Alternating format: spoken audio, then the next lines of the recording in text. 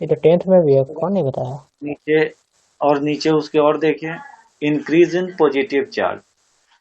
अगर कोई एलिमेंट, खासकर मेटल जो होता है, मेटल का क्या कैपेसिटी होता है, ऑक्सीजन ऑक्सीजन ये इलेक्ट्रॉन लूज करने का। Yes sir. तो कोई कोई मेटल जो होता है वो एक से ज्यादा वैलेंसी शो करता है, डुअल ट्रिपल ऐसा वैलेंसी शो करता है। जैसे आयरन ही हो गया, दो भी और तीन दोनों वैलेंसी शो करता है। कहीं यस पे यस। वो दो वैलेंसी से रिएक्ट करता है, कहीं पे तीन वैलेंसी शो करता है। तो कोई भी एलिमेंट जिसका जो प्लस चार्ज, यानी प्लस चार्ज कहने का मतलब उस पे अगर जो Fe2 स्टेट में है, ऑक्सीडेशन नंबर अगर +2 है और उसका ऑक्सीडेशन नंबर +3 हो जाए या +4 हो जाए, तो वो क्या हो गया कि वो और इलेक्ट्रॉन उसने लूज किया। लूज किया यानी क्या हो गया, वो ऑक्सीडाइज हो गया। कोई आयन भी या कोई जो चार्ज पार्टिकल भी है, अगर वो भी इलेक्ट्रॉन लूज करता है, अगर उस लूज करेगा तो उस पर पॉजिटिव चार्ज क्या होगा, इंक्रीज होगा। अगर ऐसा होता है तो हम उसको भी बोलते हैं क्या, कि वहां पे ऑक्सीडेशन हो रहा है। ये तीसरा कंडीशन। चौथा कंडीशन है कि रिमूवल ऑफ इलेक्ट्रॉन, यानी इलेक्ट्रॉन रिमूव हो रहा है। जैसे Sn2+ में अगर है, दो और इलेक्ट्रॉन रिमूव हो गया तो क्या हो गया, Sn4+। ठीक है। तो Sn4+ में यहाँ पे क्या हो गया कि Sn जो है वो +2 ऑक्सीडेशन स्टेट से किस में चला गया, +4 ऑक्सीडेशन स्टेट में। यानी जब इंक्रीज हुआ चार्ज, +2 से +4 गया, तो वो क्या होगा, वहां पे ऑक्सीडेशन हुआ।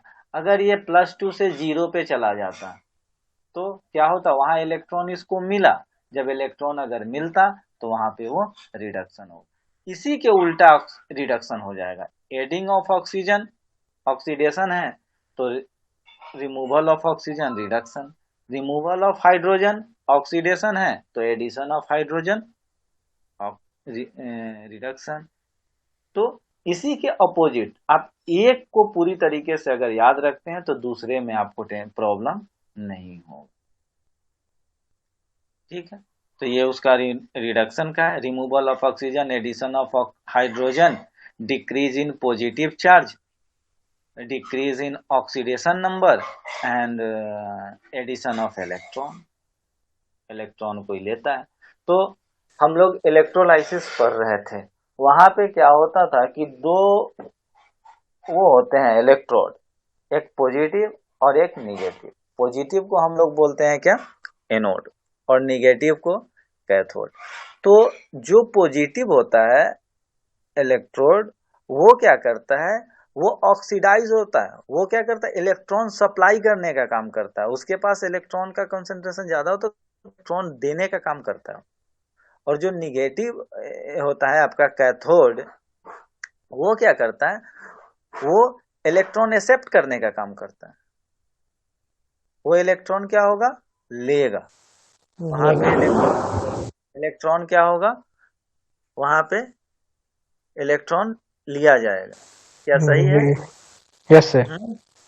हाँ, यस सर। बिल्कुल उल्टा बताएं। यस देखिए, मैंने कि रिडक्शन में जो होगा सर, वो इलेक्ट्रॉन को जो है सर लेगा, हाँ मैंने उस पे माइनस चार्ज चढ़ेगा। हाँ, इलेक्ट्रॉन लेगा वहां पे। यस तो सर। कैथोड पे क्या होता है, कैथोड के पास कैथोड निगेटिव चार्ज है, यानी वहां पे इलेक्ट्रॉन कॉन्सेंट्रेशन ज्यादा है, इलेक्ट्रॉन ज्यादा है वहां पे, तभी ना वहां पे यस। रिडक्शन होगा। Yes sir. एनोड के पास इलेक्ट्रॉन कम है तो वो किसी का इलेक्ट्रॉन ले लेगा, वो पॉजिटिव चार्ज है। तो जो पार्टिकल, जो आयंस वहां पे जाता है वो ऑक्सीडाइज होता है, एनोड।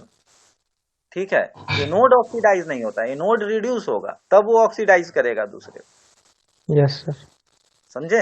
अगर मान लीजिए कोई, अगर कोई इलेक्ट्रॉन किसी को अगर मिल रहा है, कोई ऑक्सीजन एनो इलेक्ट्रॉन अगर ले रहा है, तो वो रिड्यूस रिड्यूस हो रहा है, तो कोई इलेक्ट्रॉन देने वाला भी तो होगा।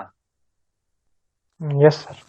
तो जो इलेक्ट्रॉन देने वाला होगा वो तो खुद ऑक्सीडाइज होगा, और जो इलेक्ट्रॉन लेने वाला होगा वो रिड्यूस होगा। Yes sir. तो एनोड क्या करता है, एनोड इलेक्ट्रॉन क्या करता है, एक्सेप्ट कर लेता है। यानी इलेक्ट्रॉन जो है, एनोड जो है वो रिड्यूस, एनोड रिड्यूस होता है, लेकिन एनोड पे जो आयंस जाएगा वो आयंस क्या होता है, ऑक्सीडाइज होता है। कैथोड पे मतलब। हाँ, एनोड पे जो आयंस जाएगा और कैथोड पे जो आयन जाएगा, तो जनरली आप देखेंगे कि जितने भी मेटल हैं वो कैथोड पे जाके रिड्यूस होते हैं। यानी उनका जो, जब हम किसी ना किसी वो कंपाउंड, ऑक्साइड, क्लोराइड, ये सब के फॉर्म में पाए जाते हैं, तो वो क्या होता है कि जब उस एरिया में वहां पे जाएंगे, जब वो आयंस में ब्रेक होते हैं इलेक्ट्रोलाइसिस में हम लोग इलेक्ट्रिसिटी एनर्जी सप्लाई किए, उस एनर्जी से क्या हुआ कि उनका जो बीच का बॉन्डिंग है वो एक्वा सॉल्यूशन में वो बॉन्डिंग वो ब्रेक हुआ। और वो क्या होता है कि जब वो आयंस में बदल गए, तो आयंस क्या होता है कि अपने अपोजिट चार्ज की तरफ वो मूव कर जाता है। तो अपोजिट चार्ज की तरफ, जैसे कैटायन क्या होता है, कैथोड की तरफ मूव कर जाता है, और एनायन जो होता है वो किधर की मूव कर जाएगा, एनोड की तरफ मूव एनोड कर की जाएगा। तरफ। ठीक है। तो हमने जितने भी मेटल देखे जो इलेक्ट्रोलाइसिस होते हैं, वहां पे हमने क्या देखा है कि सारे के सारे मेटल कैथोड पे जाके क्या हुए थे, रिड्यूस हो रहे थे। अब कैथोड जो है, हम कैथोड और एनोड सेलेक्ट करते हैं, कैथोड, एनोड और इलेक्ट्रोलाइट, ये सब का सब उस मेटल के प्रॉपर्टी के हिसाब से सेलेक्ट होता है कि किस तरीके का हम लोग इलेक्ट्रोलाइट सेलेक्ट करेंगे, किस तरीके का हम लोग वो सेलेक्ट करेंगे। अगर मान लीजिए कुछ ऐसा इलेक्ट्रोलाइट सेलेक्ट कर लिए जिसका कि रिड्यूसिंग पोटेंशियल है, वो जिस मेटल को रिड्यूस करना है उससे कम हो, तो वही जो इलेक्ट्रोलाइट सेलेक्ट किए उसी का जाके रिड्यूस हो जाएगा। जिस मेटल को हमको रिड्यूस करना है, जिस मेटल को हमको सेपरेट करना है, वो वो बाहर निकलेगा ही नहीं। और वो क्या होगा, वो मेटल जो है वो बाहर, वो उसको हम लोग रिड्यूस कर ही नहीं पाएंगे, तो हमको ऑब्टेन ही नहीं कर पाएंगे, उसको हम लोग प्यूरिफाई नहीं कर पाएंगे। तो यस सर। ये सारा ये जो सिलेक्शन होता है, जैसे एल्युमिनियम के हमने उसमें देखा था, एल्युमिनियम के हमें वहां पे सोडियम यूटिलाइज कर रहे थे, सोडियम का कंपाउंड यूटिलाइज कर रहे थे, क्यों क्यों कर रहे थे, ताकि सोडियम का जो इलेक्ट्रोड पोटेंशियल होता है वो ज्यादा होता है, तो इसलिए एल्युमिनियम उससे पहले रिड्यूस हो जाए, तो सोडियम वहां पे रिड्यूस होगा नहीं। Yes sir. तो इन इन तीनों पे, उस मेटल के नेचर पे भी डिपेंड करता है कि हम इलेक्ट्रोलाइट किस तरह का सिलेक्ट करेंगे, उस इलेक्ट्रोलाइट में कौन कौन से एलिमेंट होंगे, ताकि वो प्रीफर करे कि जिस मेटल को, मान लीजिए एल्युमिनियम को हमको वहां करना है, एल्युमिनियम के जगह पे अगर आयरन हो जाता वहां पे, तो आयरन क्या होता, आयरन उसे पहले जाके वो रिड्यूस हो जाता, आयरन ही रिड्यूस होता, एल्युमिनियम नहीं होता वहां, तो ये दिक्कत हो सकती है। तो एलिमेंट के नेचर पे इलेक्ट्रोलाइट्स एंड जो इलेक्ट्रोड होते हैं वो हम सेलेक्ट करते हैं। कहीं कहीं पे हम लोग जैसे कॉपर वगैरह में पढ़े थे, वहां पे हम लोग कार्बन वगैरह का वो डस्ट भी डालते हैं ताकि कार्बन डाइऑक्साइड न बने, बर्न ना हो, ग्रेफाइट जो है इलेक्ट्रोड है। तो इलेक्ट्रोड का सिलेक्शन जो होता है, ऐसा नहीं कि हम कोई भी इलेक्ट्रोड उसमें डाल देंगे, सिलेक्शन जो होता है उसके प्रॉपर्टी, उस इलेक्ट्रोलाइट का भी सिलेक्शन, उस एलिमेंट जिसको हमको एक्सट्रैक्ट करना है उसके बिहेवियर के अनुसार ही करते हैं। इन तीनों चीजों का सिलेक्शन जो है बहुत ही जो है केयरफुल्ली हमको करना पड़ता है। उसके बाद हम उसको कितने टेम्परेचर तक, यानी कितना एनर्जी हम उसको सप्लाई करेंगे। अगर मान लीजिए किसी भी मेटल को एक्सट्रैक्ट करने में हमको ज्यादा अगर एनर्जी लग रहा है, अगर हमको ज्यादा पावर या ज्यादा उसमें खर्च बैठ रहा है एनर्जी के फॉर्म में, तो क्या होगा, ऑटोमेटिक है कि उसका हम सब्स्टिट्यूट ढूंढेंगे। ऐसे अगर मान लीजिए आज के टाइम में खेती वगैरह करने के लिए ट्रैक्टर इतना पॉपुलर क्यों हो गया, 6 से 7 लाख में आ जाता है।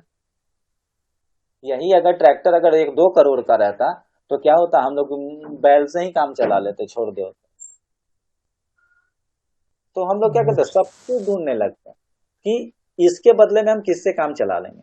जैसे पहले ही था एल्युमिनियम का था, एल्युमिनियम को एक्सट्रैक्ट करने के लिए हमको बहुत ज़्यादा कॉस्ट पड़ जाता था, क्योंकि जो एल्युमिना होता है, एल्युमिनियम ऑक्साइड Al2O3, वो काफ़ी स्टेबल कंपाउंड। तो जो ये काफ़ी स्टेबल कंपाउंड है, इसको जो जब हम मेल्ट कराने जाते थे कि ये आयंस में तब्दील हो, यानी मोल्टेन एक्वस स्टेट में जाए, तो इसको चाहिए 2000 टेम्परेचर लगभग। अब 2000 टेम्परेचर पे क्या होता था कि एल्युमिनियम जो है वो वेपर में बदल जाता था। तो वेपर व एल्युमिनियम को तो हम सेपरेट कर नहीं पाएंगे। तो और उस स्टेट पे सेपरेट करने पे मान लीजिए हम मेंटेन भी करते हैं, लेकिन उस टेम्परेचर को लगातार 4 से 5 घंटे तक अगर कंटिन्यू करने के लिए हमको बहुत ज्यादा एनर्जी खर्च हो जाए। तो पता चला कि वो जितने भी और सब मेटल हैं, जो गोल्ड वगैरह हैं, उसके रेट का हो गया, वो बहुत कॉस्टली हो गया।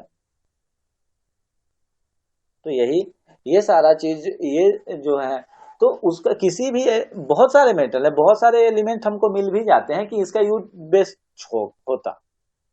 अगर हम घर में ये जो ये लोहा जो है, इसकी जगह पे अगर हम स्टील लगाए तो और बेटर होगा, मजबूत भी होगा, और वो उसमें जंग भी नहीं लगेगा सही से, मतलब वो जंग नहीं लगेगा, वो थोड़ा उसका स्ट्रेंथ अच्छा होता है।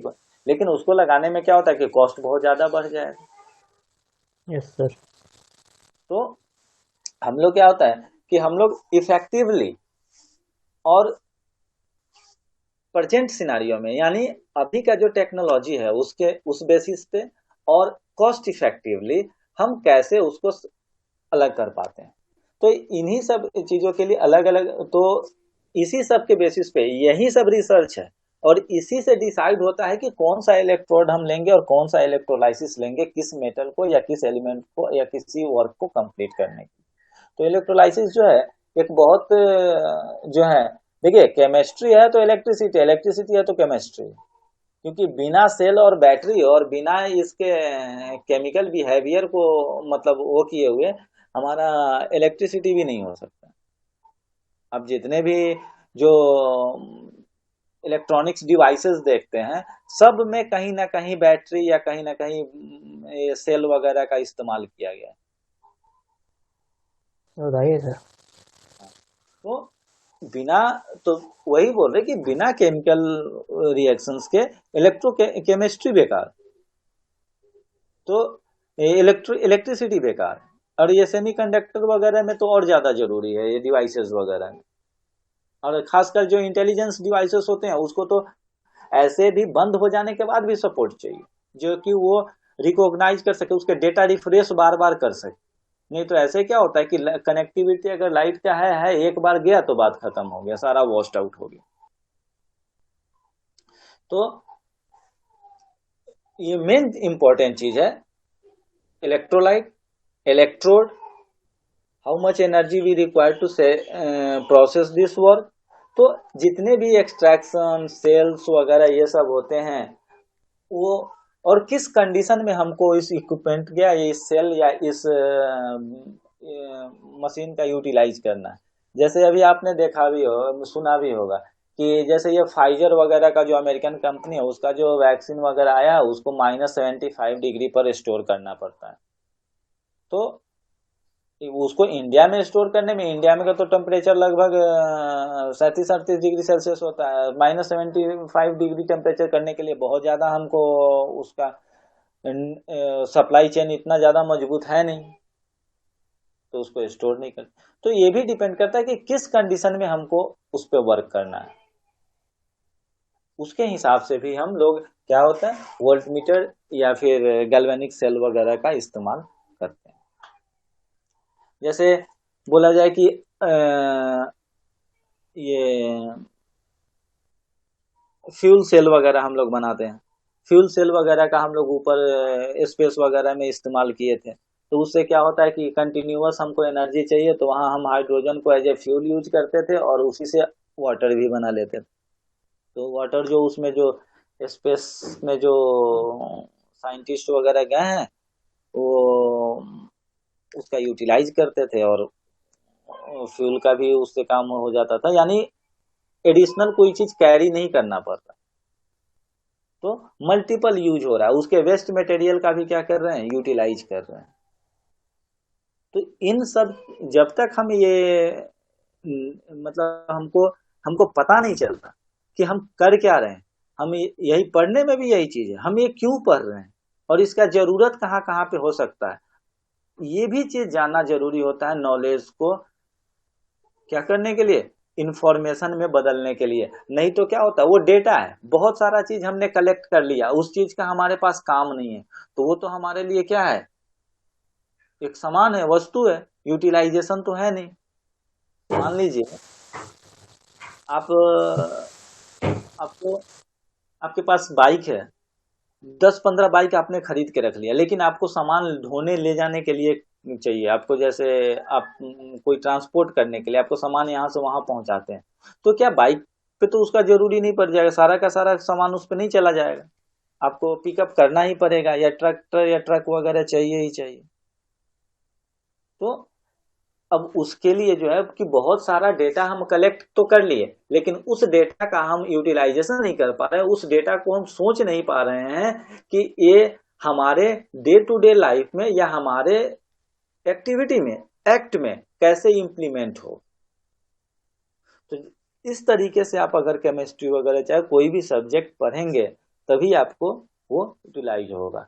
तो हमने जैसे आपको डिफरेंट मेटल एक्सट्रैक्ट करके करने का बताया, उसमें आयरन भी था, एल्युमिनियम था, कॉपर था, ये सारा मेटल था। फिर आपको सेल बताया, डिफरेंट सेल्स कि कौन कौन से सेल्स हम लोग यूटिलाइज करते हैं। तो इन सब चीजों में बहुत सारा आपने देखा भी होगा, बैटरी वगैरह में पहले लोग इस्तेमाल भी करते हैं, आजकल रिमोट वाला बैटरी भी लोग, रिमोट में ज्यादातर बैटरी इस्तेमाल करते हैं, पहले टॉर्च में वो करते थे। आप देखे होंगे ये इन्वर्टर वगैरह का बैटरी वगैरह। तो ये सब क्या है, ये सब उसके अंदर यही इलेक्ट्रोकेमिस्ट्री है, यही आपको वहां पे रिडॉक्स रिएक्शंस वगैरह होते हैं, और वो रिडॉक्स रिएक्शंस जो होते हैं, उस रिएक्शन से ही यहाँ पे फ्लो ऑफ इलेक्ट्रॉन होता है, और जिसके कारण हम वहां से एनर्जी क्या कर सकते हैं, एक्वायर करते हैं। जैसे देखिए तीसरा, जैसे ये देखिए, ये हमने सुना भी होगा साल्ट ब्रिज, ये एक इलेक्ट्रोकेमिकल सेल है जो कि रिडॉक्स रिएक्शन पे बेस्ड। ठीक, अब देखिए यहाँ पे हमने दो कंटेनर लिए हैं, दो सेपरेट कंटेनर। बैटरी में इसलिए बोला जाता है कि दो कंटेनर लगभग दो पोर्शन होता है, एक कैथोडिक पोर्शन और एक एनोडिक पोर्शन। कैथोडिक पोर्शन में क्या होता है, वहां पे जनरली कैथोडिक रिएक्शन होंगे, ठीक है, वहां पे आपको रिडक्शन जनरली अकर्ड होंगे, दूसरे में ऑक्सीडाइज होगा। और ये क्या होता है कि ये एक दूसरे से कंज्यूम हो जाते हैं। तो ऊपर जो एक यहाँ पे साल्ट ब्रिज है, ये ब्रिज जो है, ये कनेक्टिविटी हम लोग इसमें देते हैं, बाकी तो ये सर्किट है। जब तक ये कनेक्ट नहीं होगा आपस में, यहाँ पे कैटायन एनायन मूव नहीं करेंगे। जब कैटायन एनायन मूव नहीं करेंगे तो कंप्लीट सर्किट नहीं बनेगा। यहाँ पे देखिए जैसे ये इलेक्ट्रॉन तो मूव कर गए, ये इलेक्ट्रॉन यहाँ आया, या तो इसको कोई एब्जॉर्ब कर लेगा, लेकिन अब यहाँ से कोई ना कोई चार्ज पार्टिकल इस पोर्शन में आना चाहिए, और यहाँ का चार्ज पार्टिकल भी इस पोर्शन में आना चाहिए, तभी ये सर्किट कंप्लीट होगा। तो उसके लिए हम लोग यहाँ पे एक ब्रिज यूटिलाइज करते हैं, जिसको हम लोग बोलते हैं साल्ट ब्रिज। ठीक है, जिसके माध्यम से हम लोग इलेक्ट्रोलाइसिस प्रोसेस में जो है चार्ज को दोनों तरफ एनोडिक एंड कैथोडिक एरिया में बैलेंस करते हैं, और इसी के माध्यम से सर्किट कंप्लीट होता है। लिखा भी हुआ है, salt bridge is used to maintain the charge balance and to complete the circuit. ठीक है, by the flow of ion through it. उसके द्वारा साल्ट ब्रिज के थोड़ा आयन फ्लो होता है, निगेटिव था, अगर कंसंट्रेशन दोनों का अगर चेंज हो गया है तो निगेटिव आयन जाएंगे, पॉजिटिव आयन उधर जाएंगे। तो ये कंसंट्रेशन को मेंटेन करने के लिए चार्ज के, ये साल्ट ब्रिज का हम लोग और सर्किट को कंप्लीट करने के लिए यूटिलाइज करते हैं। तो इसमें जनरली होता क्या है, एक जेल लाइक स्ट्रक्चर होता है ये, जहां पे Na2SO4 एंड KNO3 जो है वो मिक्स्ड करके उसमें डाला जाता है। ये इनर्ट इलेक्ट्रोलाइट होते हैं, ये पार्टिसिपेट नहीं करेंगे, ये बस क्या करते हैं, एक कम्युनिकेटर का काम कराते हैं। कि एक जगह से दूसरी जगह कम्युनिकेट करेंगे।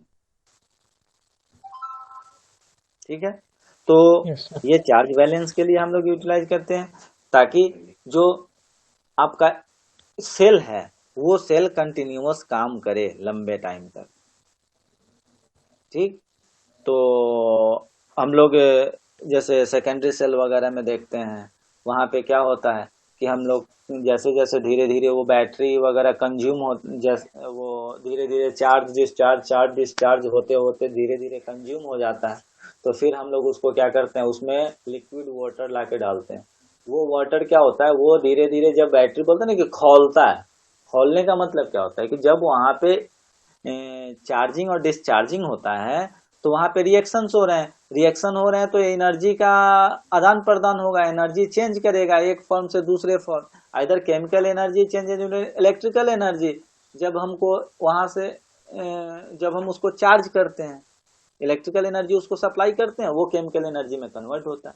फिर क्या होता है कि जब वो रिएक्ट करता है वहां पे केमिकल एनर्जी, जब लाइन हमको लेना रहता है तो केमिकल एनर्जी कन्वर्ट होता है इलेक्ट्रिकल एनर्जी में। तो इसमें इनका रिएक्शन जो होता है वो चेंज हो जाता है, ताकि एक में जो है CuSO4 सॉल्यूशन है, एक में ZnSO4 सॉल्यूशन है। तो CuSO4 एंड ZnSO4, जब ये क्या होगा, एक न्यूट्रलाइज हो जाएगा, एक आयन का कंसंट्रेशन एक में कम हो जाएगा और दूसरे में बढ़ जाएगा, तो बैलेंस करने के लिए एक आयन दूसरे आयन में चला जाएगा और दूसरा आयन फिर पहले में आ जाएगा। तो इस तरीके से उसको क्या करते हैं, चार्ज को बैलेंस किया जाता है। इसको देख के कुछ समझ में आ रहा है? ये यस 10th में सर। पढ़े भी होंगे इसको। यस सर, पढ़े हैं सर। हम्म। और धीरे धीरे इसमें जिंक रॉड जो है वो घटते भी जाता है, कम भी यस होते सर, जाता इसमें इसमें गोल्ड या फिर सिल्वर वगैरह चढ़ाने का भी काम किया जाता है है। किसी चीज पे। हाँ, वो उसमें जो होता है कि वो लेयर चढ़ाने का, जो यस पिछले सर, क्लास लेयर चढ़ाना।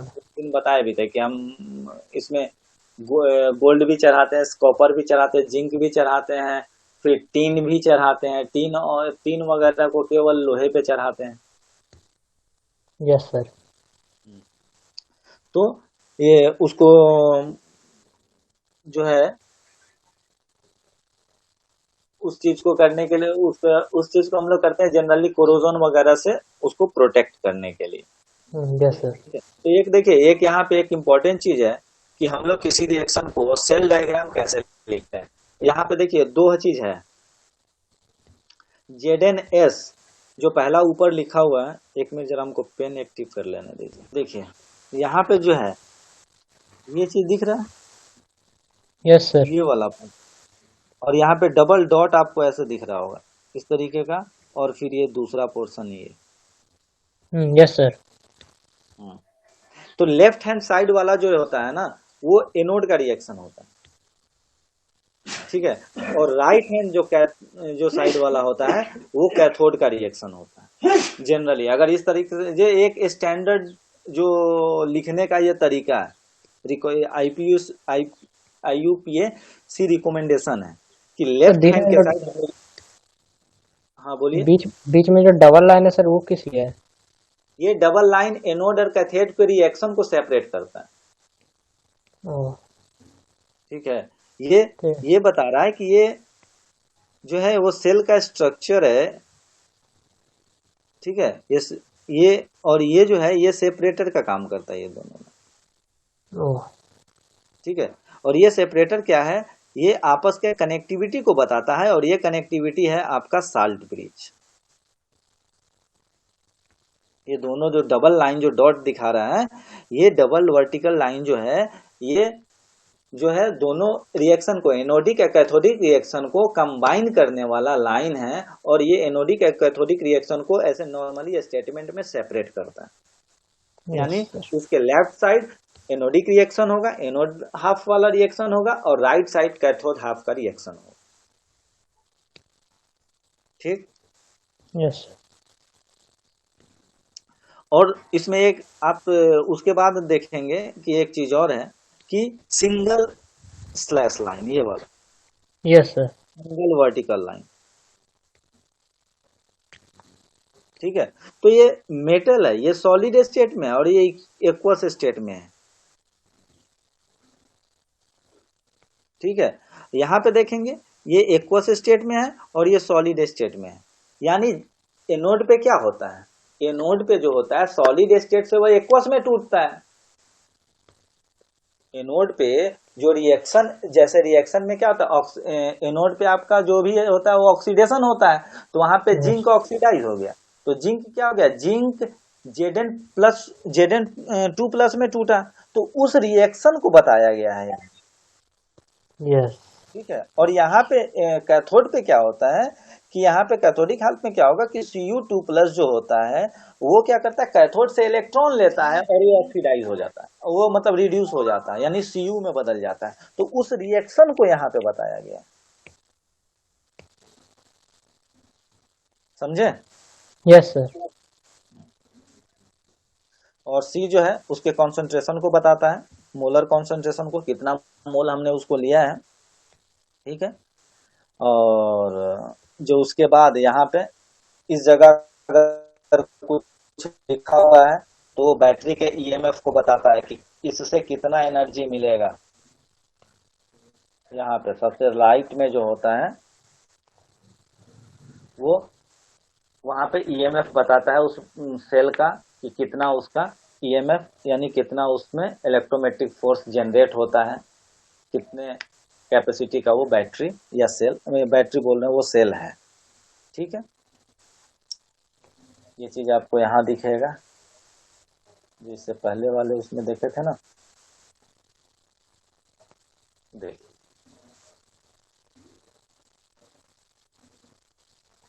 इसका मोलर कंसंट्रेशन दिया हुआ है, वो कंप्लीट वो है, ये इसका देखिए कंसंट्रेशन दिया हुआ है 1 मोल है, सी का भी यहाँ कंसंट्रेशन दिया हुआ है, और ये ईएमएफ कितना दिया हुआ 1.1 वोल्ट का बैटरी है।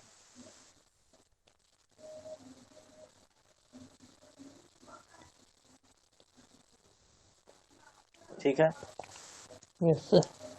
हाँ, दूसरा चीज है कि अगर इसमें कहीं इनर्ट इलेक्ट्रोड का क्या मतलब होता है कि वो खुद रिएक्शन में पार्टिसिपेट नहीं होता है, वो अपना कोई चीज लूज नहीं करेगा, बस वो क्या होता है इलेक्ट्रॉन सप्लाई करेगा।